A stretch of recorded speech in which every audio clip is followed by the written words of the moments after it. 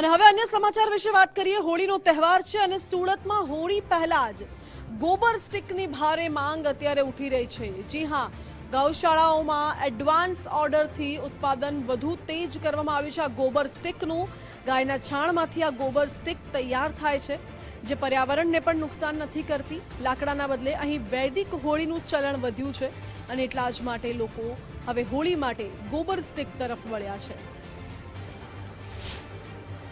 ગાયના છાણામાંથી બનાવેલ છાણાનો એટલે કે ગૌષ્ટિકનો અને ગાયના ઘીનો ઉપયોગ કરવાથી આપણે જે પણ ગૌશાળા કે પાંજરાપોળો જે આવી ગૌષ્ટિક પેદા ઉત્પન્ન કરે છે એમને પણ આપણે આર્થિક રૂપે મદદરૂપ થઈ શકીએ અને એ બને આપણે ગાયોના એક સારા સ્વાસ્થ્ય માટે એના નિભાવ માટે પણ આપણે સુરતવાસીઓને મારે એ જ જણાવવાનું કે અમારી જે આ સુરત પાંજરાપોળની ઘોડદોડ રોડ શાખા છે અને બેસ્તાન શાખા છે એટલે કે જે બેસ્તાન રેલવે સ્ટેશનની બાજુમાં એ બંને જગ્યાએ ગાયના છાણામાંથી બનાવેલી ગૌષ્ટિક ઉપલબ્ધ રહેશે, જેનો ભાવ છે 25 રૂપિયા કિલો।